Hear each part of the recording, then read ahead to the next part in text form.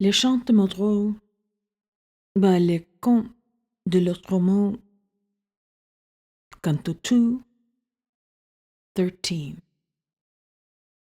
I sought a soul akin to mine, but I could not find one. I searched every corner of the earth. My perseverance brought no reward, yet I could not remain alone. Someone had to approve of my character. Someone had to have the same ideas as I. It was morning. The sun rose in all its magnificence on the horizon, and before my eyes a young man also arose, whose presence made flowers grow as he passed. He approached me, and holding out his hand said, "I have come to you, who seek me. Let us bless this happy day." But I answered, "Go away. I did not call you. I do not need your friendship." It was evening. Night was beginning to spread the veil of its blackness over nature. A lovely woman whose form I could only just make out was exerting a spell-binding influence over me. And looking at me, I said, "Come closer, that I may make out clearly the features of your face, for the light of the stars is not strong enough to show them at this distance." Then, with her eyelids lowered, she stepped chastely across the lawn in my direction. As soon as I saw her, I said, "I see that goodness and justice have dwelt in your heart. We could never live together. Now you admire my beauty, which has distracted more than one, but sooner or later you would repent of having given your love to me, for you do not know my soul. Not that I would ever be unfaithful to you, to her who gives herself to me with such trust and abandon. I will give myself with equal trust and abandon. But get this into your head, and do not ever forget it. Wolves and lambs do not look lovingly at one another." What did I need? I, who had rejected with such disgust the loveliest of mankind. What I needed I could not say.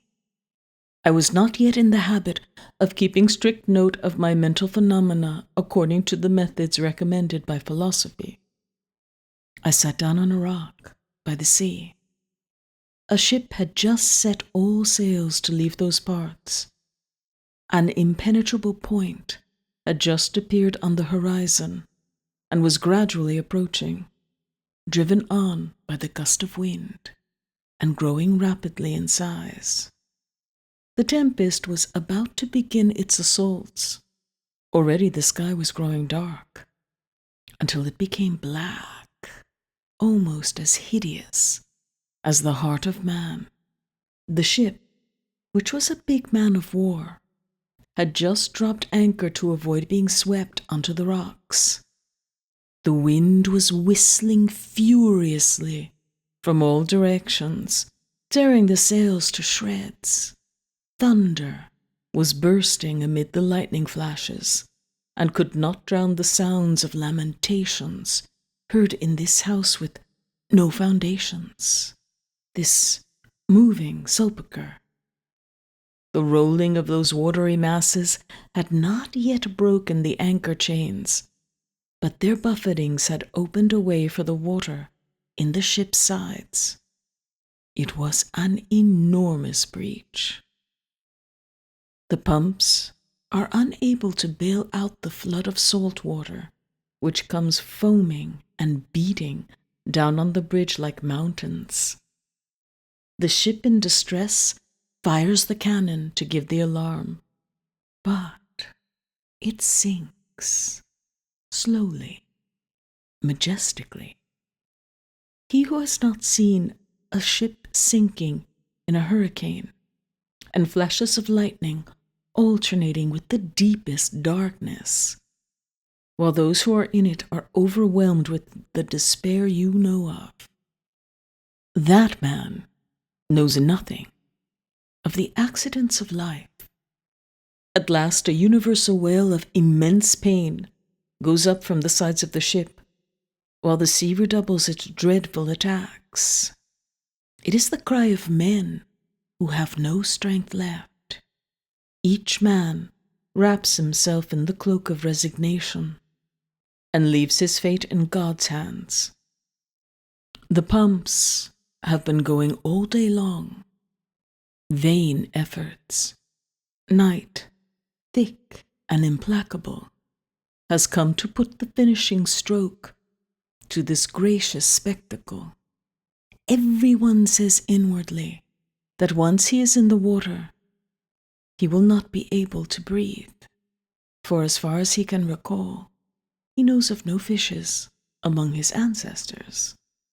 But he resolves to hold his breath for as long as possible, to prolong his life by 2 or 3 seconds.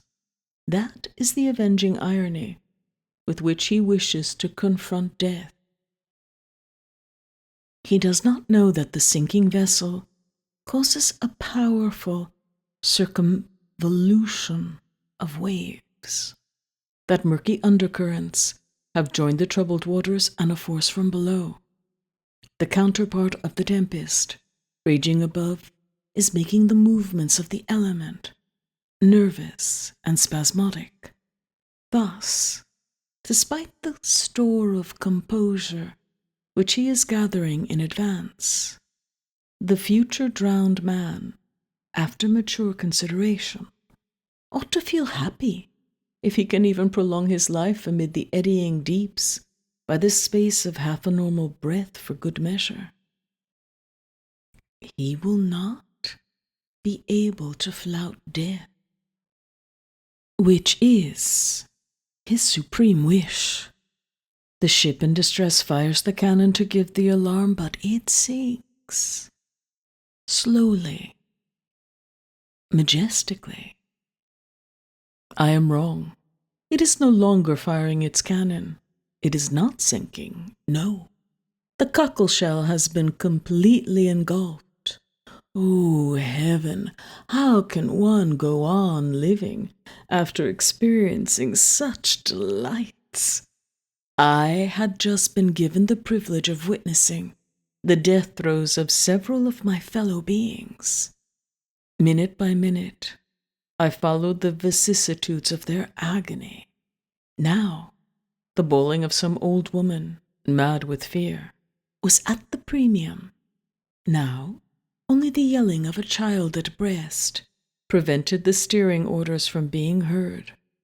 The vessel was too far away for me to hear distinctly the sound of groans carried on the gust, but I brought it nearer by an act of will, and the optical illusion was perfect.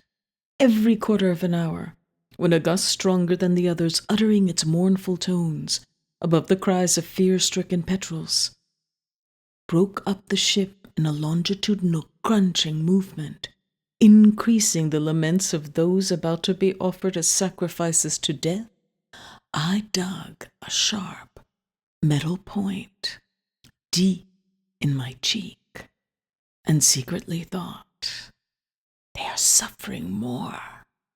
In this way, I at least had a point of comparison. I apostrophized them from the shore, hurling threats and imprecations at them.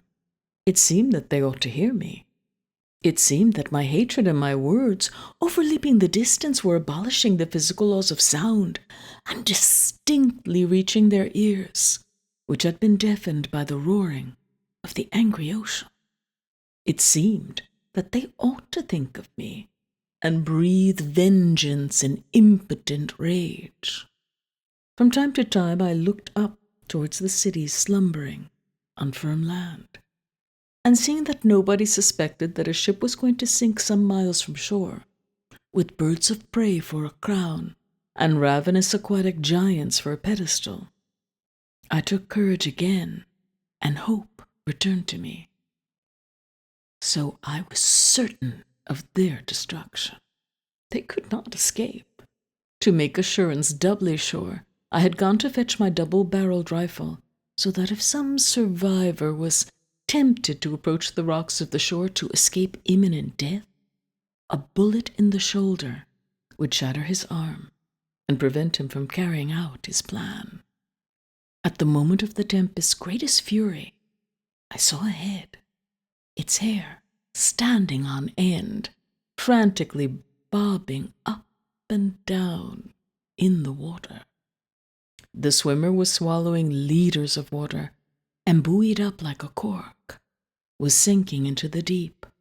But soon he would reappear, his hair streaming, his eyes riveted on the shore. He seemed to be challenging death. His composure was admirable. A huge bleeding wound, caused by the jagged point of a hidden reef, had gashed his brave and noble face. He could not have been more than 16 years old, for the peach-like down on his upper lip could just be made out by the flashes which lit up the night. And now he was only 200 yards from the cliff. I could easily get a clear view of him. What courage! What indomitable spirit! How the determined set of his head seemed to flout destiny as he vigorously cleaved the waves which did not easily give way before him. I had made up my mind in advance. I owed it to myself to keep my promise. The last hour had told for all. None must escape. That was my resolution. Nothing would change it. A sharp sound was heard. The head went down and did not reappear. I did not take much pleasure in this murder, as one might think. It was precisely because I was sated with all this killing which I was doing out of pure habit. One cannot do without it, but it provides only a slight enjoyment. The sense is dulled, hardened. What pleasure could I feel at the death of this human being, when there were more than 100 who, once the ship had gone down, would provide me with the spectacle of their deaths and their last struggle against the waves? This death did not even have the appeal of danger, for human justice, rocked by the hurricane of this dreadful night, was slumbering within doors, a few steps from me. And now that the years are weighing down on me, I can sincerely speak this simple and solemn truth. I was never as cruel as men afterwards said I was, whereas many times their persistent acts of wickedness went on wreaking havoc for years to come. Then my rage knew no bounds. I was possessed by fits of cruelty, and I became fearsome to anyone who came within sight of my haggard eyes. That is, if he was of my race. If it was a horse or a dog, I let it pass. Have you heard what I have just said?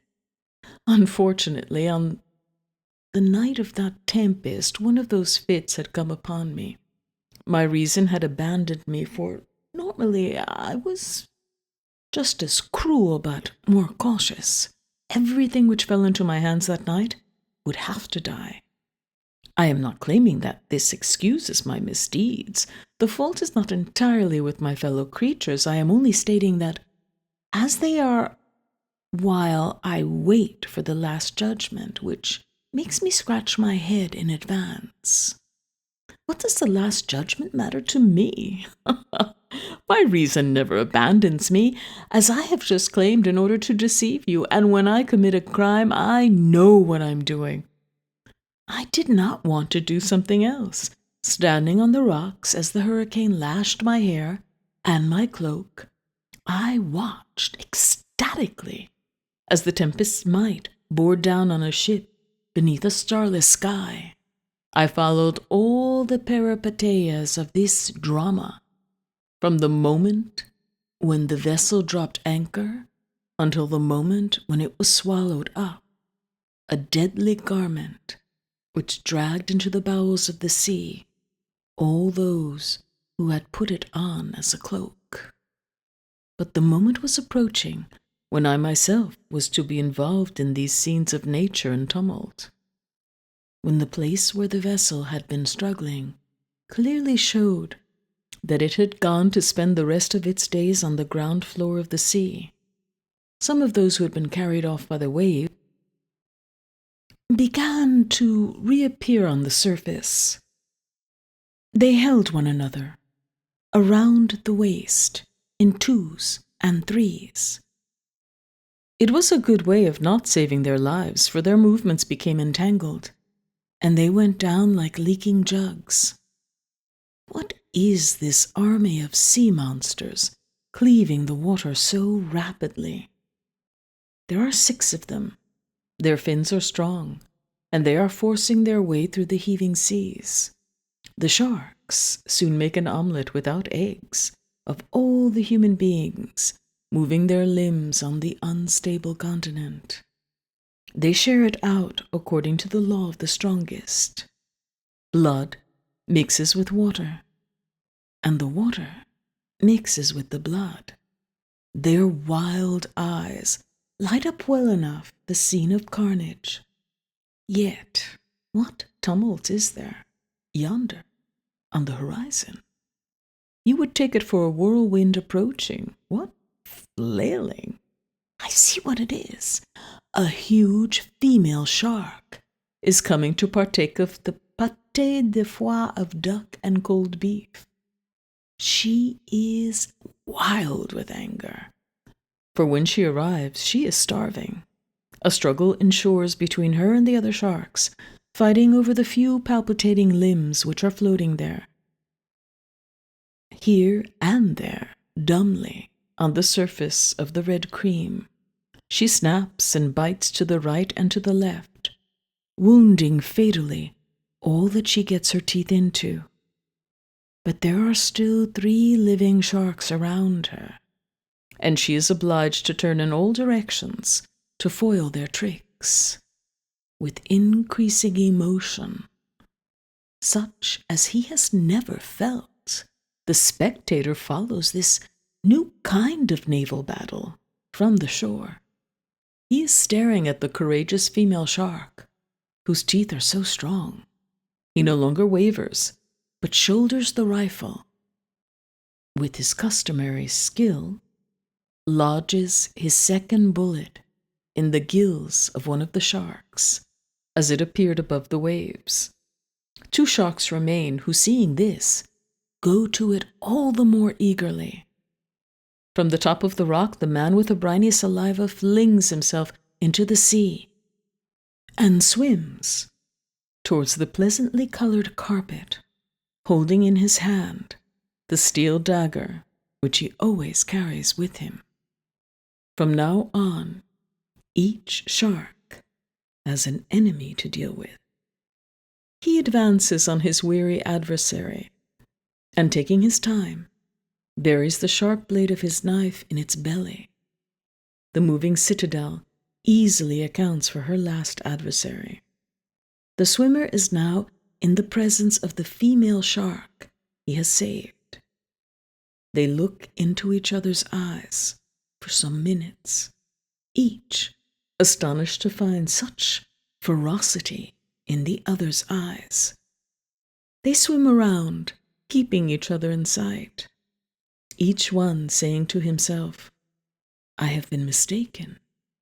Here is one more evil than I." Then, by common accord, they glide towards one another under water. The female shark using its fins, Maldoror cleaving the waves with his arms, and they hold their breath in deep veneration, each one wishing to give for the first time upon the other his living portrait. When they are 3 yards apart, they suddenly and spontaneously fall upon one another like 2 lovers, and embrace with dignity and gratitude, clasping each other as tenderly as brother and sister. Carnal desire follows this demonstration of friendship. Two sinewy thighs pressed tightly against the monster's viscous flesh, like two leeches, and arms and fins are clasped around the beloved object, while their throats and breasts soon form one glaucous mass amid the exhalations of the seaweed, amidst the tempest, which was continuing to rage, by the light of lightning flashes, with the foaming waves for marriage bed, borne by an undersea current, and rolling on top of one another, down into the unknown deeps, they joined in a long, chaste, and ghastly coupling. At last, I had found one, akin to me. From now on, I was no longer alone in life. Her ideas were the same as mine. I was face to face with my first love.